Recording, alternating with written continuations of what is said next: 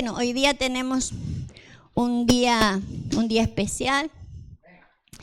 Este día de la fiesta de las primicias, ¿sí? Usted sabe que es una primicia, que el Señor, una fiesta de las que el Señor convocaba a su pueblo a festejar, ¿sí? No se le ocurría al pueblo hacerlo, sino que Dios las había demandado, ¿no? Que fueran una de las tantas fiestas que ellos celebraran al año. Y usted sabe que lo que es una fiesta, ¿no? Un algarabío, todo una alegría, ¿sí? Por ahí más en los niños que en los más grandes. Yo veía cómo disfrutaban algunos en armar todo esto, ¿no? Sabemos que las primicias que Dios nos pide es mucho más que todo eso. Pero qué lindo es armar todo eso, porque sabemos que Dios ha pedido una fiesta. Y cada uno celebra la fiesta, ¿sí? De acuerdo a las edades que tiene. Yo me doy cuenta que los niños en la fiesta disfrutan de una manera, ¿sí? Los más grandes estamos más preocupados en otras cosas de la fiesta. Y al final terminamos criticando la fiesta. ¿No le ha pasado? Los niños no. Los niños van a la fiesta y preparan la fiesta y hacen la fiesta y se van de la fiesta gozosos. Y ya lo más grande ya empezamos, ¿viste cómo estaba vestida la novia? Vale, qué pena. Sí, verdad, pero eso pasa también en las fiestas de Dios. Qué pena. Por eso yo quiero que miremos algunas cosas, ¿sí? Para que podamos ir a lo que Dios quiere. Usted sabe que ser un primicia para Dios tiene que ver con algo que uno alcanza, y vamos a ver de la manera en que lo alcanzamos. Yo no voy a citar versículos que usted no ha leído nunca en su vida, a lo mejor para algunos sí, pero por ahí tiene que ver con el orden que le damos a las palabras, ¿sí? El orden que le damos a las verdades pueden que nos sume otras verdades, sí, que se nos abra el entendimiento en algunas cosas, y eso me interesa a mí en este día, y es el interés de Dios, que a nosotros se nos despierten cosas y que podamos entender cosas. Entonces, puesto de que hoy tenemos una fiesta de las primicias, que está precioso todo lo que han puesto, me encanta. Sabemos que primicia somos nosotros, ¿sí? Nosotros tenemos que presentarnos como primicia. Y necesitamos, para alcanzar la primicia, tenemos que seguir al Señor Jesús, porque Él es la primicia. ¿Se acuerda que dice la Escritura de que había un orden? Lo vamos a poner, José, para que lo recuerden los que no lo saben, ¿no? Primero a los Corintios, para que recordarlo. Dice, sin embargo, Cristo resucitó. ¿Esa es la Reina Valera? No. Ponga la Reina Valera. Dice más, ahora Cristo ha resucitado de los muertos. Primicia de los que durmieron es hecho. ¿Sí? Tenemos el primer primicia, pero para que fuera Él un primicia tenía que morir y resucitar. Fíjese que, claro, tenía que resucitar, pero no hay resurrección si no hay muerte. ¿Cómo vamos a resucitar un vivo, no? Entonces es obvio que en una primicia hay resurrección. En una primicia hay resurrección. Y como acabamos de decir, para que haya resurrección tiene que haber una muerte. Entonces, ser primicia es ser un resucitado, un levantado. Por eso yo le llamé el levantamiento de la primicia, porque no solo estamos levantando una ofrenda financiera, sino que lo que queremos levantar es lo que Dios quiere levantar. Mayormente lo hemos visto como el arrebatamiento. Dios va a venir por la iglesia primicia, se va a llevar a algunos, otros se quedan, y ahí a lo que les toque. Yo quiero que miremos con otros ojos, con otra profundidad, qué es lo que quiere el Señor cuando está diciendo que quiere levantar una primicia.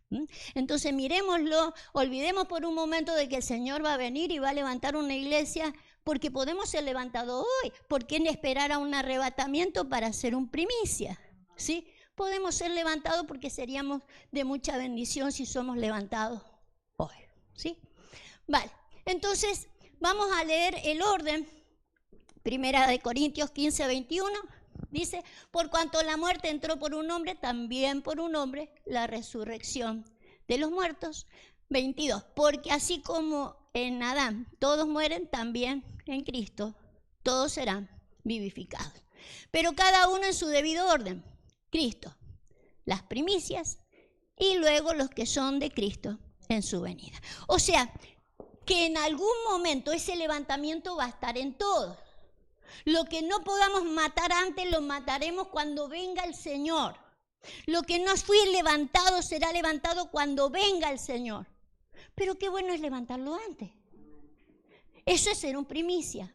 Cuando podemos hacer las cosas por adelantado y en ese orden. Primero lo hizo Cristo para nuestro ejemplo, ahora lo vamos a hacer los que queremos ser primicia y luego los que son de Cristo quedarán para cuando Él venga. ¿Sí? Pero ¿por qué esperar para cuando Él venga?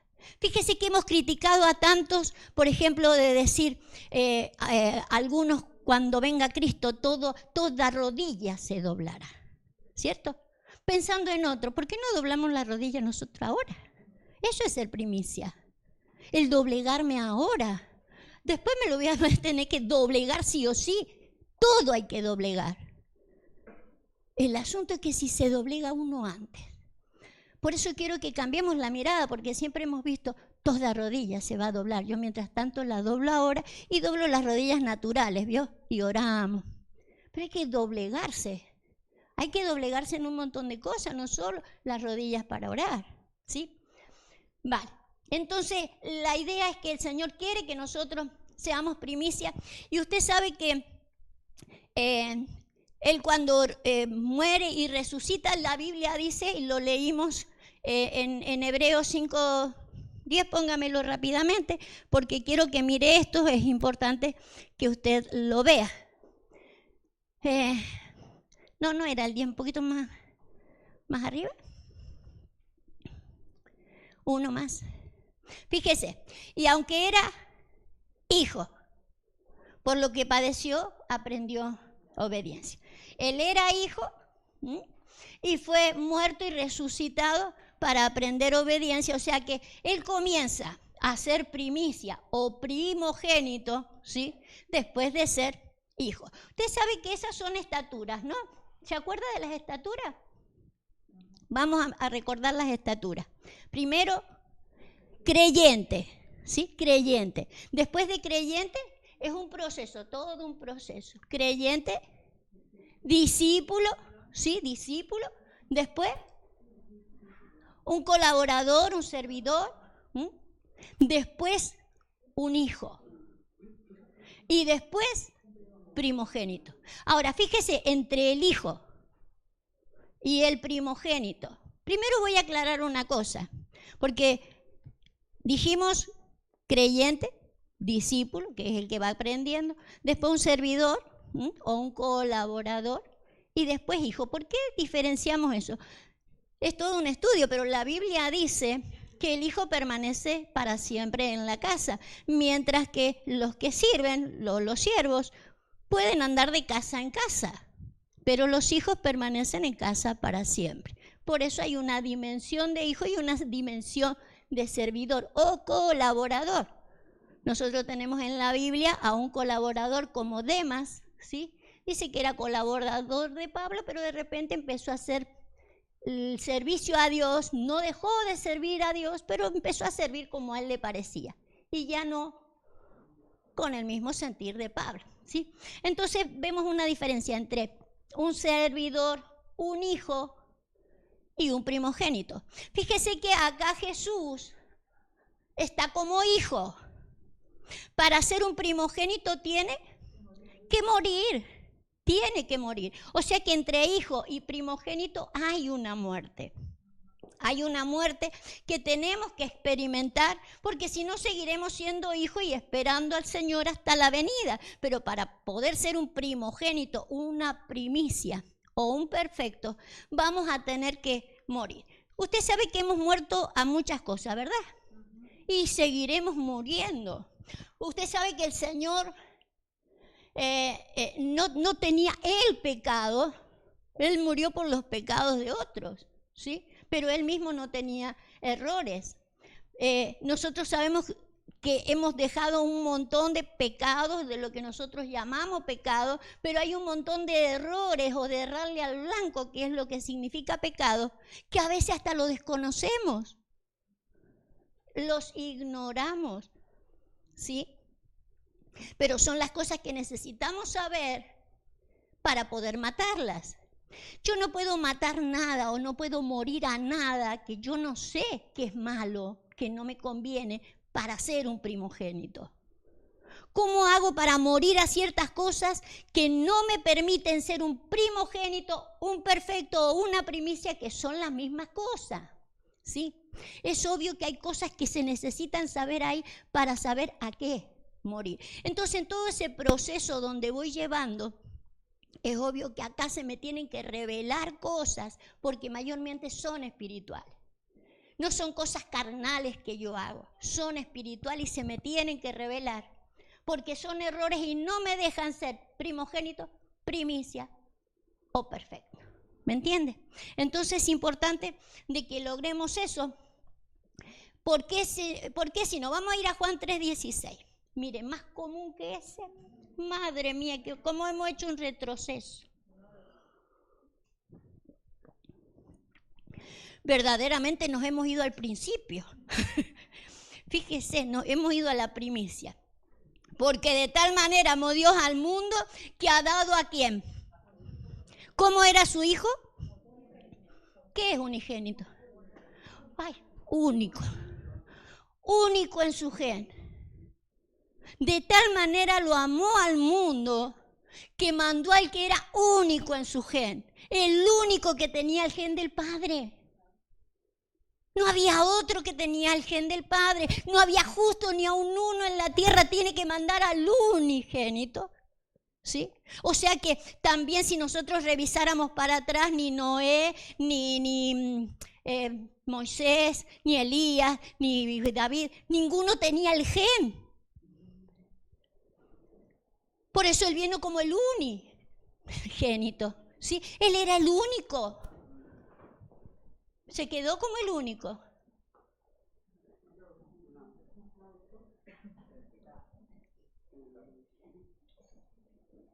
¿Hay una diferencia entre ser hijo único y ser primogénito? Claro. Él era el único. ¿Se quedó con que, yo soy el único? No. Él quiso que el mismo gen que él tenía lo tuvieran otros. Si otros no tenían el gen, él no hubiera sido nunca primogénito. ¿Me entiende? Él nunca hubiera sido primicia, tenía que morir a ser único para ser un primicia y para ser un perfecto. Ahora fíjese, mire esto un poquito. De tal manera amó Dios al mundo que mandó al unigénito, para que todo aquel que en él crea no se pierda, mas tenga vida eterna. Porque no envió Dios al Hijo al mundo para condenar al mundo, sino para que el mundo sea salvo por él. Verso 18. El que en él cree, ¿en quién tiene que creer? En el unigénito, diga. Los nombres son importantes. Sí es Jesucristo, sí es el Hijo de Dios, pero ahí lo nombra como el unigénito. Respete los nombres que se van poniendo del Señor, porque ahí detrás hay una revelación o un propósito. Entonces el deber de que Él era único, hay un propósito ahí. Quiero que veamos el propósito. El que en Él cree no es condenado. Pero el que no cree ya ha sido condenado porque no ha creído en él. Diga propósito. No ha creído en el propósito del unigénito Hijo de Dios. ¿Cuál era el propósito del unigénito? ¿Venir a seguir siendo el unigénito? ¿Cuál era su propósito entonces? ser un primogénito. Y si él iba a ser un primogénito, es porque iba a estar entre muchos hermanos que iban a tener el mismo gen. Entonces, eso necesitamos entenderlo. Porque ser un primicia es ser perfecto, pero es ser primogénito y tiene que ver de que yo ya jalo del gen de Jesús. Porque ese era su propósito.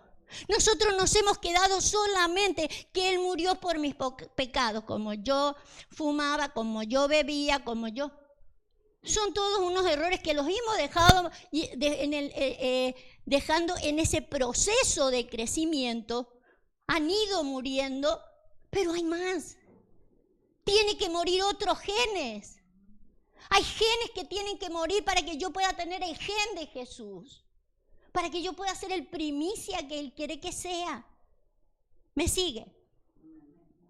Fíjese que la condenación en el mundo es no creer que Él era unigénito, pero tenía un propósito.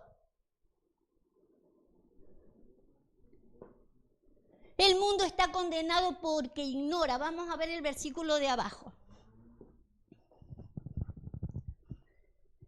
Y esta es la condenación, que fumaba y sigo fumando.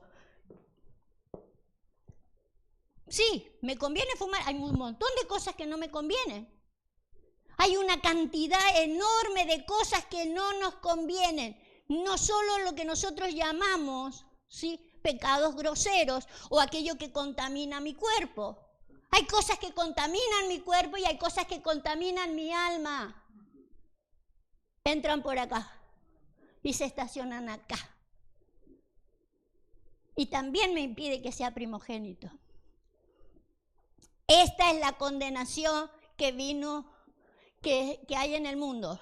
La luz, la claridad, la revelación y la vida del principio. Eso es la luz. La vida de los hombres del principio. La luz vino al mundo y los hombres amaron más la ignorancia, la insensatez, porque sus obras son malas. ¿Hasta cuándo nuestras obras van a ser malas y no nuestras obras van a ser de un primicia? Entendiendo que la luz vino al mundo, la claridad, la vida del principio, vino al mundo y vino como único para dejar de ser el único. Para que hayan muchos como Él. Para que alcancemos la estatura del varón perfecto. Entonces eso tenemos que pelearlo. Entre el hijo y el primogénito tienen que morir un montón de cosas. Ya no son las naturales. Tienen que ver con las espirituales, tienen que ver con las eternas. Necesitamos morir. Se nos tiene que revelar la vida del principio. Porque si no, seguiremos condenados de otra manera. O sea, nosotros le hemos dado una característica, la iglesia le dio una característica a la condenación. La condenación sería ir al infierno y no sé cuántas cosas más. Condenación es no ver la luz que Dios trajo, que Jesús trajo. No ver el propósito por el cual Él vino. Fíjese cuánto nos falta. Pero todo tiene que ver con el conocimiento primero. ¿Se acuerda cómo dice Efesios? No lo busques, después lo busca en la casa. Pero cuando habla en Efesios 4 de que nosotros tenemos que alcanzar la estatura del varón perfecto, tenemos que alcanzar la estatura de ¿qué? Lo dice ahí. Fe y conocimiento. Dos cosas. Fe y conocimiento del Hijo de Dios. Entonces llegar a la estatura del perfecto sería tener la fe de Él. Acuérdese, ya no fe en Él, yo tengo una fe en Jesús, pero ahora tengo que tener la de Él. La fe de Él y el conocimiento de Él. ¿Conocía Él la vida del principio? ¿Conocía la luz del principio? ¿Sabía a qué venía? Venía como único, pero iba a llevar muchos hijos a la gloria. para no ser el único.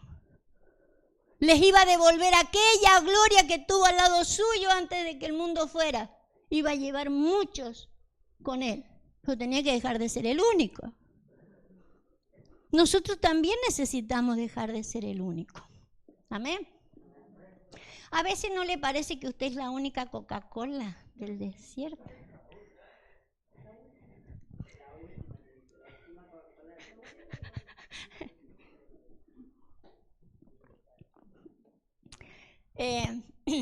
No sé ni por dónde seguir.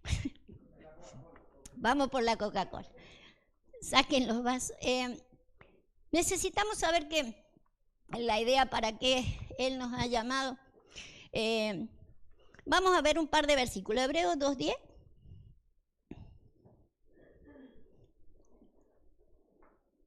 Porque convenía aquel por cuya causa son todas las cosas y por quien todas las cosas subsisten, que habiendo de llevar muchos hijos a la gloria, perfeccionase por aflicciones al autor de la salvación de él. Entonces la idea era llevarlos a aquella gloria que tenían al lado suyo, ¿sí? Y de esa manera lo perfeccionó. Por eso él tenía que llegar a la muerte y a la resurrección. Son dos cosas. Usted sabe que solamente morir a cosas y no levantarse no está completa la cosa. Lo dice el apóstol Pablo, no me acuerdo dónde. Pero él dice, si Cristo no resucitó, ¿qué más dice? Vana es nuestra fe. Entonces también así en nosotros no se trata de morir, voy a morir a esto y no levantarme. La idea es un levantamiento, ¿sí? Entonces vamos a levantar la primicia sí o sí, y eso no es solamente a recoger una ofrenda, tenemos que levantar la primicia cueste lo que cueste. Amén, porque a eso nos ha mandado Él, para eso vino el unigénito, para ser el primero. Bien, vamos a ir a Proverbios 4:3.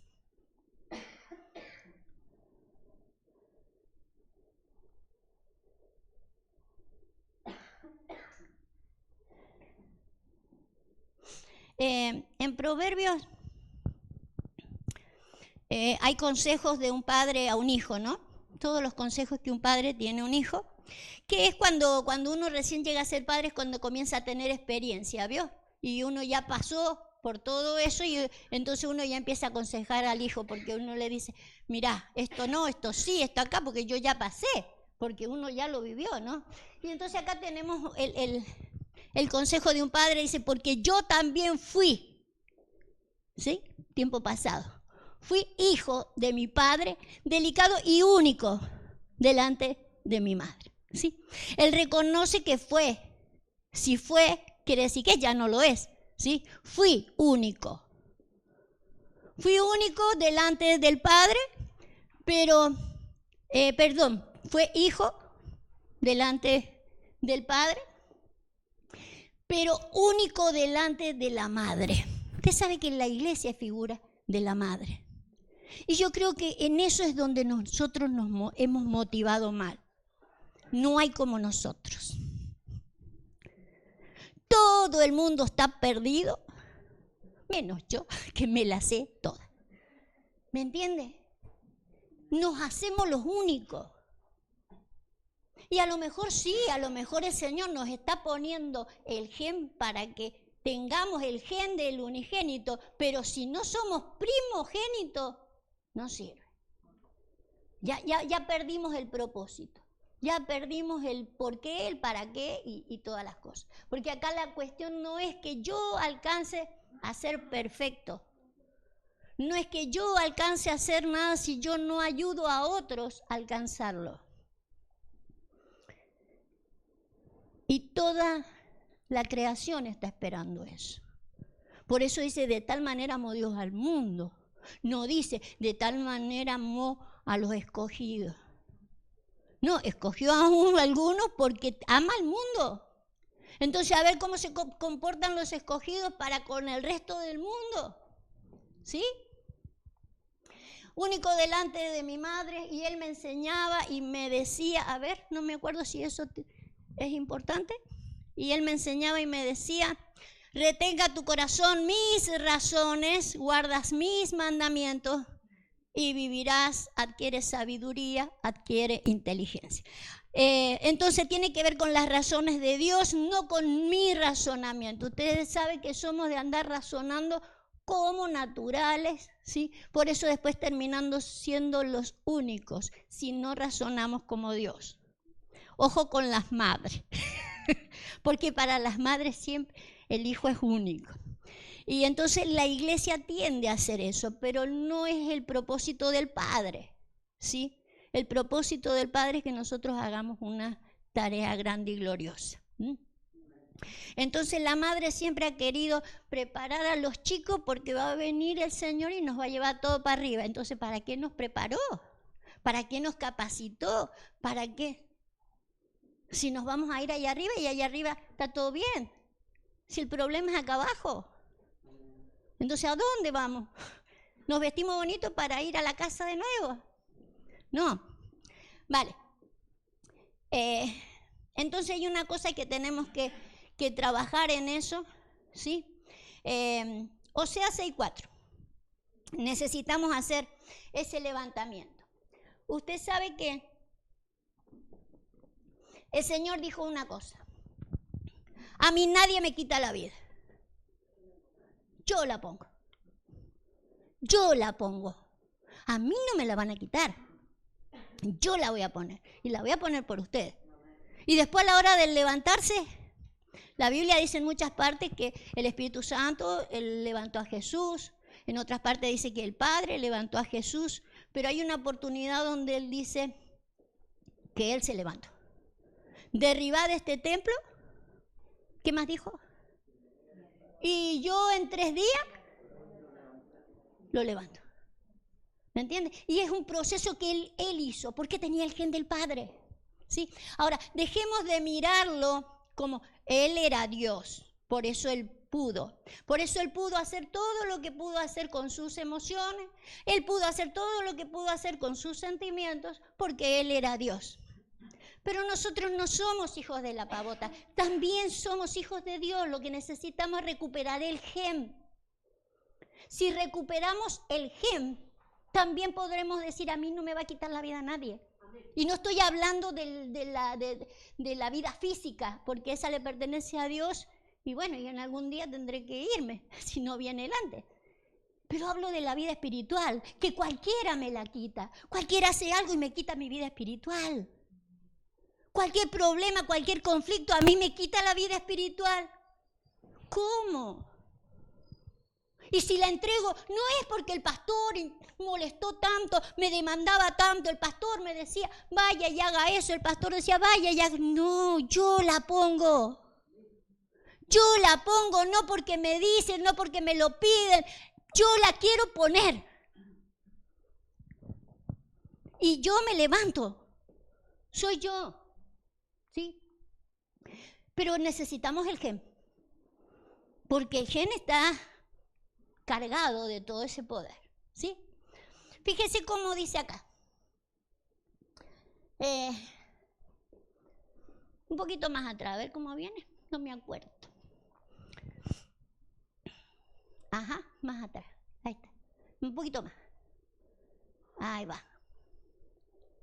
Ahí dice, nos dará vida después de 2 días. En el tercer día nos resucitará y viviremos delante de Él. Y conoceremos y proseguiremos en conocer a Jehová, como el alba está dispuesta a su salida, y vendrá a nosotros como la lluvia, como la lluvia. Vale, fíjese, siempre hemos leído esto a lo mejor como una resurrección física, ¿sí? De hecho, la habrá. Pero quiero que podamos mirar espiritualmente. Él nos resucitará después de 3 días. Así le sucedió a Él. Por eso Él dijo, derribá este templo y yo en 3 días lo levanto. Ahí hay todo una revelación de cosas que el Señor nos quiere entregar. Porque es importante el tiempo, ¿sí? Es importante el tiempo. Para poder levantar, ¿sí? Una primicia. Fíjese, nos dará vida después de 3 días y viviremos delante de Él. Para tener una vida delante de Él. Y conoceremos y proseguiremos en conocer a Jehová. O sea que la cosa sigue. Para seguirlo conociendo. Y nos dice cómo conocerlo. Como el alba está, digan conmigo, dispuesta. Como el alba está dispuesta su salida y vendrá a nosotros como la lluvia y como la lluvia temprana. Ahí nos cuenta cómo es el conocimiento y cómo proseguir. El conocimiento viene con la lluvia, ¿sí? Como la lluvia, como decía Deuteronomio, caerá como la lluvia mi enseñanza, ¿sí? Entonces está dispuesta de esta manera, ¿sí? Con la enseñanza, con la enseñanza está dispuesta el conocer y el proseguir conociendo. Y el proseguir conociendo con una luz como la del alba, ¿sí? Usted sabe que es la luz del sol. Y así tiene que ser. Como va creciendo el alba, también tiene que proseguir en crecer mi camino. Con una luz como la luz del sol. Va en crecimiento hasta que el día es perfecto. Así se habla del justo. Dice, el camino del justo es como la luz de la aurora, que va en crecimiento hasta que el día es perfecto. Hasta que tiene toda la claridad, hasta que puede entender todas las cosas, hasta que las cosas le queden claras y sean justas.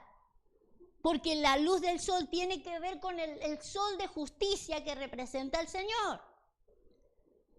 ¿Se acuerda que lo dice Malaquías? Él es el sol de justicia. Y ahí lleva la salvación. Entonces cuando nosotros vamos creciendo y proseguimos en conocer con esa claridad, con esa luz que nos da el Señor y con su justicia. Es su justicia, no la nuestra, no es la del otro, la justicia que los demás quieran implementar, sino con la justicia de Dios. Y la vida del principio, la luz. Y la luz. Es la forma en que podemos levantar. Esa es la forma en que está dispuesta. Una resurrección, un levantamiento está dispuesto de esa manera. No hay otra forma de levantar a nadie. No hay forma de levantar una primicia, no hay forma de levantar un primogénito si no es con esta disposición. De que pueda venir todo el conocimiento de parte del Señor, que Él nos enseñe, que Él nos enseñe justicia por sobre todas las cosas. Vale, pero usted sabe, el Señor dijo, yo la pongo. Y yo la quito. Esto lo tenemos que hacer nosotros. Hay un versículo que citamos la semana pasada, quiero volverla a citar. 2 Corintios 8.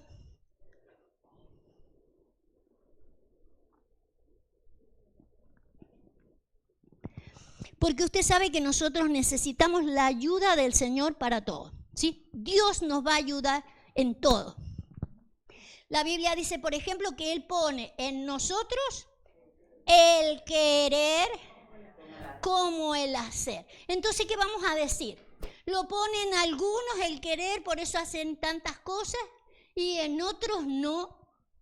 ¿Cómo es la cosa? Si Él pone el querer como el hacerlo de su buena voluntad, ¿cómo es que a mí no me viene la voluntad de querer y de hacer?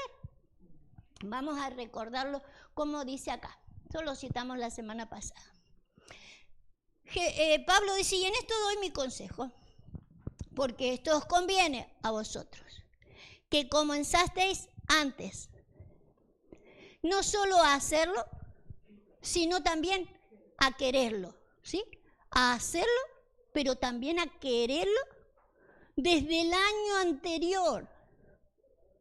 Ahora pues llevad a cabo también el hacerlo, porque como estuvisteis prontos a querer, así también lo estéis en cumplir según lo que tengáis. Usted sabe que acá habla de finanzas, pero una primicia tiene que ver con todas las áreas. Entonces, en esto tenemos que entender de que Dios va a colaborar en mi querer y en mi hacer por su buena voluntad, pero cuando yo haga lo que hicieron estos también, ¿sí? Vamos a seguir. Porque si primero hay la voluntad dispuesta, ¿la voluntad de quién?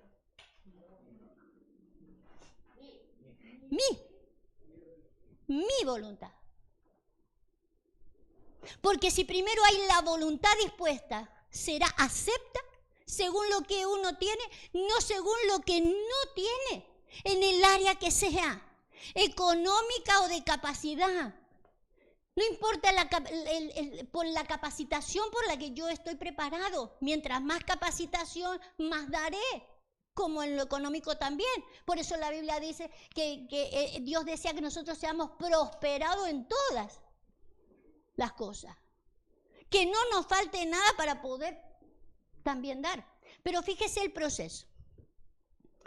Acá les dice, ustedes estuvieron preparados desde antes, desde el año anterior, con una disposición, el de querer hacerlo y el de llevarlo a cabo, con una voluntad dispuesta.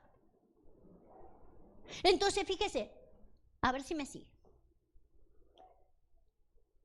Cuando leímos Oseas, dice, así está dispuesta su salida. La salida está con la lluvia del Señor, porque si no, fíjese que nosotros podemos hacer lo que nosotros queremos. Si nosotros no somos enseñados por Dios en qué es lo que vamos a hacer, nosotros podemos hacer de todo. Podemos hacer muchas obras. De hecho, la iglesia siempre ha estado obrando, ¿sí? Por ejemplo, en una de las cartas a las iglesias, el Señor le dice, yo he visto tu arduo trabajo, ¿sí? O sea, una iglesia que trabajaba con mucha efusividad, hacían muchas obras, pero has perdido tu primer amor. En otras palabras, has perdido las obras preparadas de antemano por Él. Entonces eso es lo que tenemos que ver, de que nosotros podemos hacer mucho, de todo tipo de obras. El asunto es si coinciden con las obras que Él quería que nosotros hiciéramos, las obras preparadas de antemano. Esas me tienen que venir como una enseñanza. Así está dispuesta la salida de una resurrección, para que nosotros tengamos un levantamiento, como dice Oseas. Tiene que haber primeramente eso, así está dispuesto, lluvia, y proseguir conociendo para que tenga toda la claridad que nos da la luz. Para poder entender todo, no solo las cosas naturales, sino las espirituales también. Tiene que proseguir, así está dispuesto. Pero junto con esa disposición de parte de Dios, tiene que estar dispuesta a ¿qué? ¿Cómo dice ahí?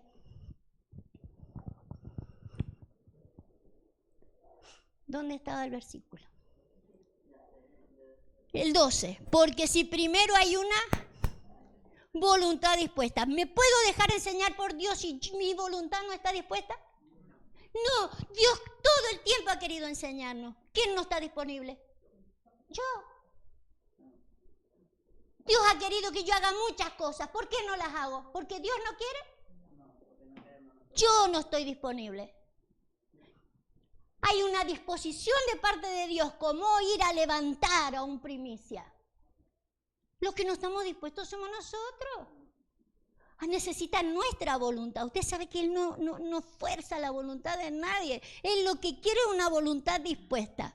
Ahora fíjese, si nosotros podemos respetar el consejo de Pablo, reciban mi consejo, dice Pablo, porque yo sé por qué se los digo. Yo como papá, yo sé por qué se los digo, ¿sí? Porque ese proceso lo tenemos que hacer todos, porque así son las formas. Tiene que estar el querer como el hacer. de una voluntad dispuesta primero en uno. Después viene la del Señor. ¿Por qué?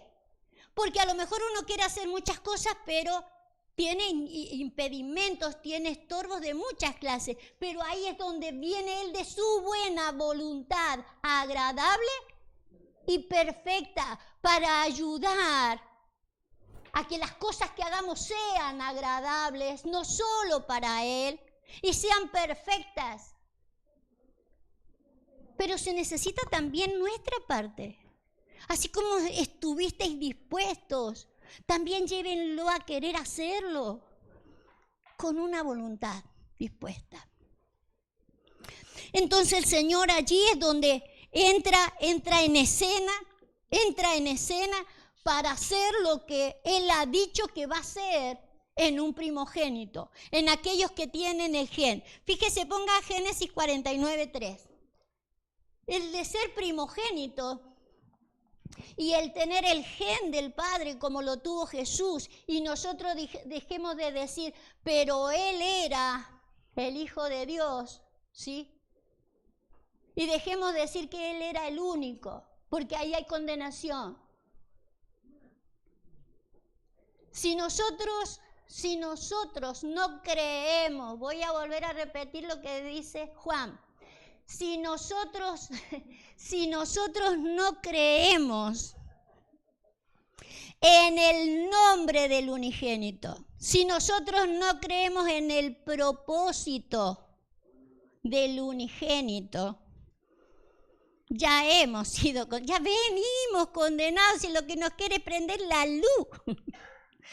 Ya estamos, porque ya eso ya lo traíamos, el mundo ya ha sido condenado, lo quiere sacar de esa condenación, pero en nosotros sigue estando, pero Él era el único, no es el único, es el primogénito, es el primero.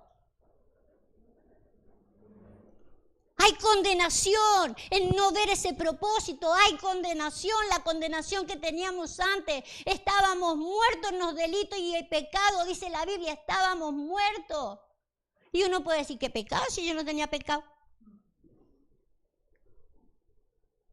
En ese pecado. Estábamos muertos porque no podíamos ver a qué vino. Mire, fíjese lo que es un primogénito. Génesis 49:3 está Jacob dándole palabra a sus hijos y le habla a Rubén. Y le dice a Rubén, tú eres mi primogénito, por lo tanto eres mi fortaleza y el principio de mi vigor, principal en dignidad y principal. Fíjese todo lo que lleva un primogénito. Fíjese que no se trata solamente de decir nosotros somos la primicia de Dios. No, fíjese todo lo que tiene un primogénito. Todo eso en Dios, lo tiene de Jacob. Pero si vamos a ser primogénitos de Dios, fíjese lo que conlleva. Tú eres mi primogénito, mi fortaleza, la fortaleza de Dios. El principio del vigor de Dios. Ya no es mi fuerza, ya no es mi vigor, es el de Dios. Y la dignidad y el poder de Dios. Entonces, para que Él no sea el único, incluso en dignidad, que seamos dignos, que nos sintamos dignos, que no seamos, como dice eso, los ángeles que no guardaron su dignidad. Tenían una dignidad y no la guardaron. No podemos hacer lo mismo. Ser un primogénito es tener toda la fuerza y el poder de Dios para poder hacer lo que Jesús hizo. Es que es más que Pablo. Él dice, yo todo lo puedo. Vale. Vamos a leer 2 versículos más. Apocalipsis 26.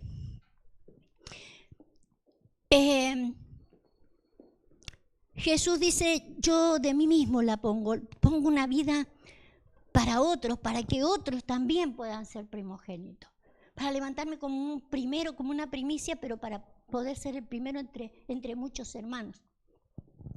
Dice Bienaventurado y santo el que tiene parte en la primera resurrección. Acuérdense que estamos hablando de levantamiento, de resucitar, ¿sí?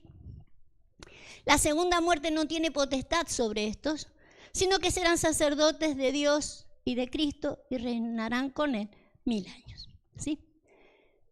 Fíjese que a lo mejor se ha entendido que esta segunda muerte tiene que ver con la muerte física o con una muerte eterna. Pero fíjese que nosotros venimos de una primera muerte. ¿Estábamos muertos? En delitos y pecados, ¿sí? Claro, lo mismo. Por ignorar tantísimas cosas estábamos muertos, condenados. La idea es que Él viene a darnos vida. Una vida distinta, nos viene a dar esa vida espiritual que tenía que ir en crecimiento.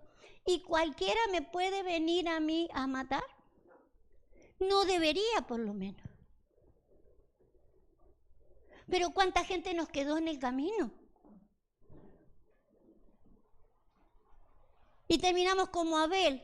Es que me mató Caín. ¿De verdad?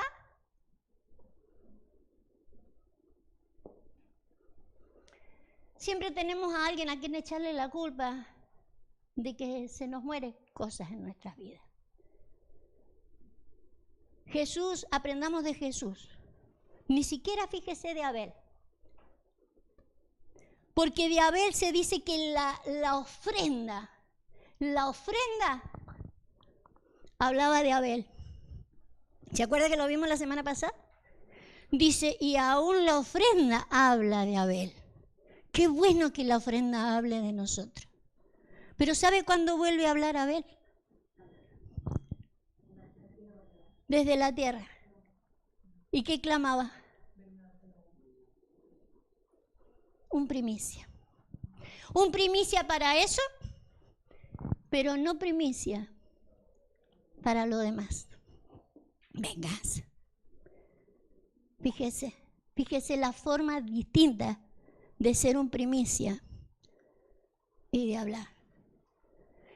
Y a lo mejor tenía a ver los argumentos de sobra para maldecirlo a Caín, incluso echarle la culpa, él me mató.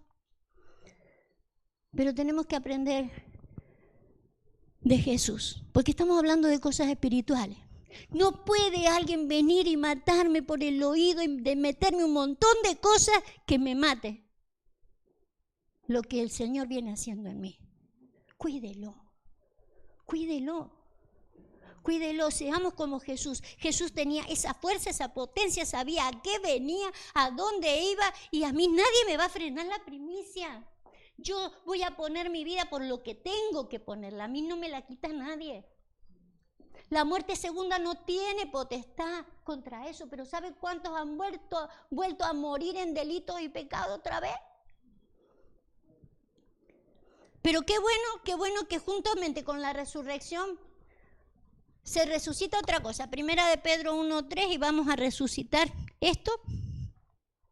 Vamos a resucitar esto porque cuando el Señor habla de resurrección dice del levantamiento y la resurrección de todas las cosas. Hay un montón de cosas que deberían estar vivas y están muertas y hay que resucitarlas, ¿sí? Y yo quiero que resucitemos en esta mañana cualquier cosa que se haya muerto, no solo entendiendo qué es lo que es un primogénito. A veces se muere la esperanza, que es lo que vamos a ver acá. Porque cuando uno revisa la vida, en ese andar o en ese proseguir de cómo tiene que estar dispuesto un levantamiento, cuando uno ve ese proceso de salida, uno ve a lo mejor un montón de errores en el camino. Y puede ver de que realmente iba creciendo con la luz de la aurora y de repente la luz se me apagó y ya se nubló todo. Y cuando llegué al mediodía ya no tenía toda la luz.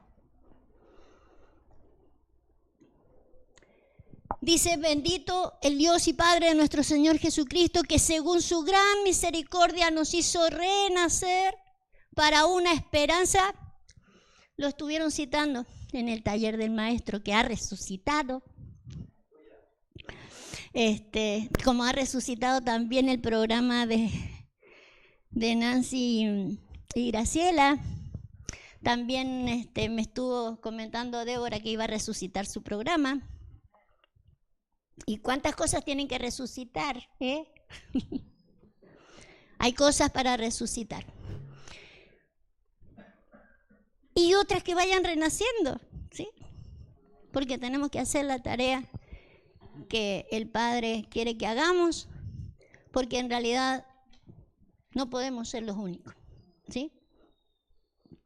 Tenemos que llevar a otros, a los que podamos, hasta donde alcancemos, ¿sí? Dice, nos hizo renacer para una esperanza, ¿cómo está?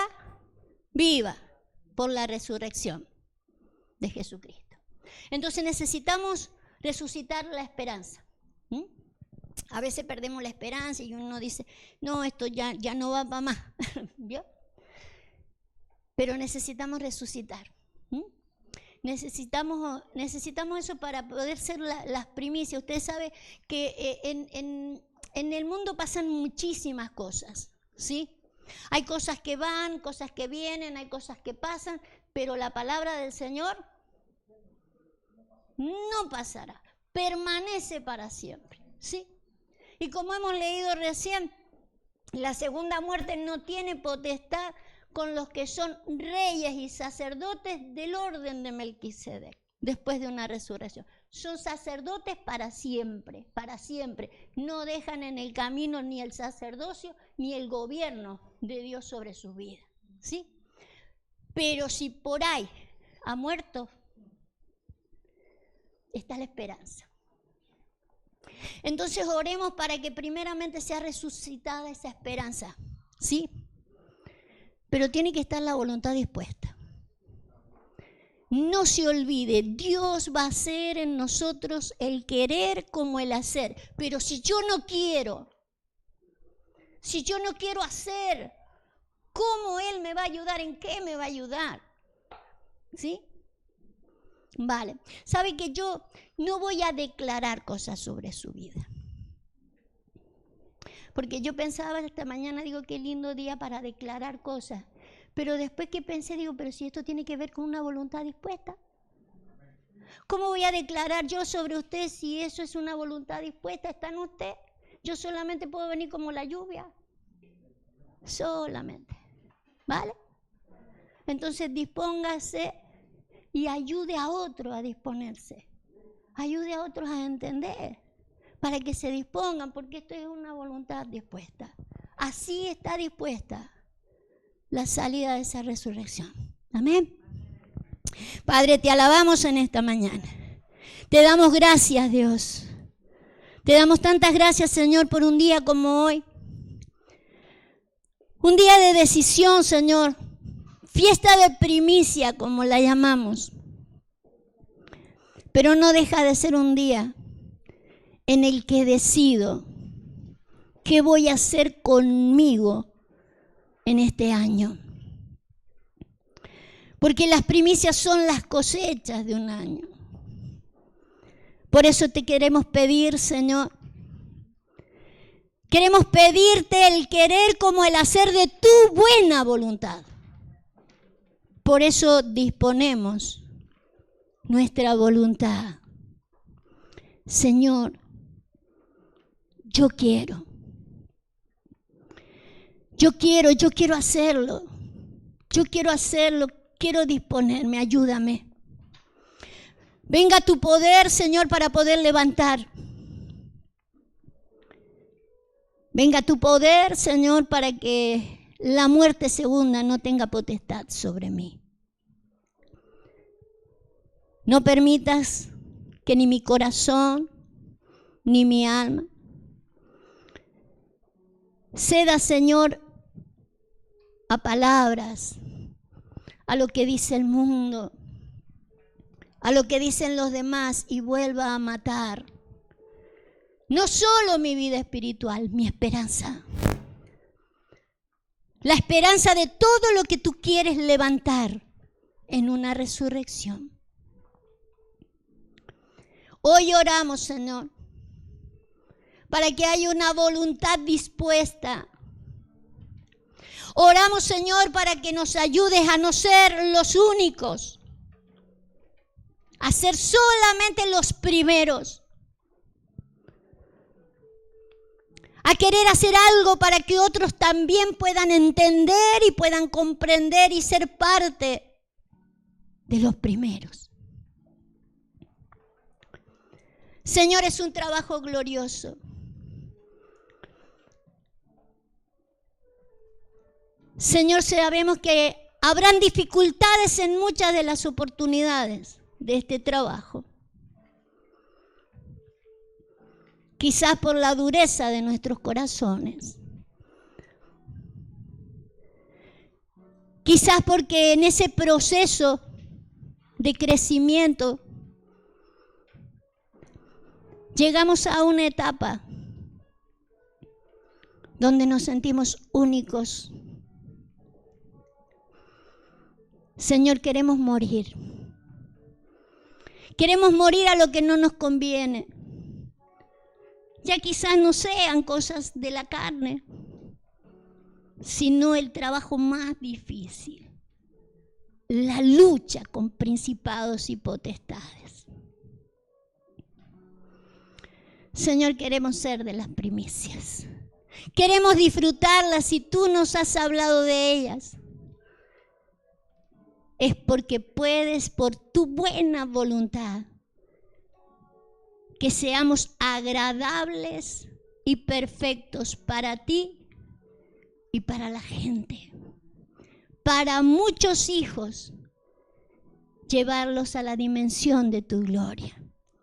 En el nombre poderoso de Jesús. Amén y amén. Gloria al Rey.